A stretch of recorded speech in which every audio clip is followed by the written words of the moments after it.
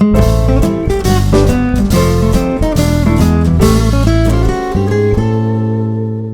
Friends, welcome to தெய்வாஸ் Nalabagam. இன்னைக்கு தெய்வாஸ் நலபாகத்தில் chocolate milk shake எப்படி செய்யறதுன்னு பார்க்கலாங்க. சாக்லேட்னாவே எல்லாருக்கும் ரொம்ப பிடிக்கும். அது கிட்ஸுக்கு சொல்லவே வேண்டாம், ரொம்பவே பிடிக்கும். பால் குடிக்காத குழந்தைங்க கூட இந்த மாதிரி நம்ம மில்க் ஷேக் செஞ்சு கொடுத்தா ரொம்ப விரும்பி குடிப்பாங்க. வாங்க இந்த சாக்லேட் மில்க் ஷேக்கை எப்படி செய்யறதுன்னு பார்க்கலாம். மில்க் ஷேக் செய்யறதுக்கு நான் ஒரு மிக்சி ஜாரில் 1 கப் அளவுக்கு பால் எடுத்திருக்கேன். ஜில்லுன்னு பால் எடுத்திருக்கேன். இது காய்ச்சின பால். இது மிக்சி ஜாரில் சேர்த்துடலாம்.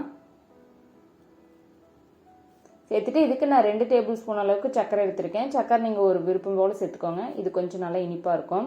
இதில் 2 டீஸ்பூன் அளவுக்கு கொக்கோ பவுடர் சேர்த்துக்கோங்க. இதில் டார்க் சாக்லேட் எடுத்திருக்கேன் நான். இதில் ஒரு 2 பீஸ் எடுத்திருக்கேன். இதையும் உள்ளே சேர்த்துடலாம். நீங்கள் வேறு எந்த சாக்லேட் வச்சுருக்கீங்களோ அதை சேர்த்துக்கலாம்.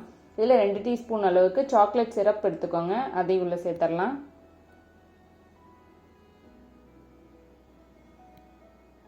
இதில் இப்போ ஒரு ஐஸ் கியூப் சேர்த்தாச்சு. சேர்த்துட்டு இப்போ இதை நல்லா அரைச்சிடலாம். ரொம்ப நேரம் அரைக்க விடாதீங்க. ஜஸ்ட் ஒரு 50 செகண்ட் அந்த மாதிரி அரைச்சிங்கன்னா போதும். நல்லா அரைச்சாச்சு. இப்போ இதை நம்ம டம்ளருக்கு மாற்றிடலாம். இப்போ டம்ளரில் கொஞ்சம் நான் சாக்லேட் சிரப் சேர்த்துக்கிறேன். இது ஜஸ்ட் கார்னிஷிங்காக தான். சேர்த்துட்டு இப்போ நம்ம சாக்லேட் மில்க் ஷேக்கை உள்ளே சேர்த்துடலாம்.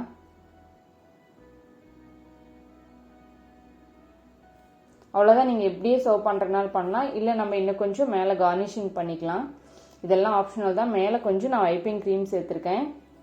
சேர்த்துட்டு இப்போ இதில் கொஞ்சம் சாக்கோ சிப்ஸ் சேர்த்துக்கலாம். இது எல்லாமே ஆப்ஷனல் தான், உங்கள் விருப்பப்பட்டால் சேர்த்துக்கலாம்.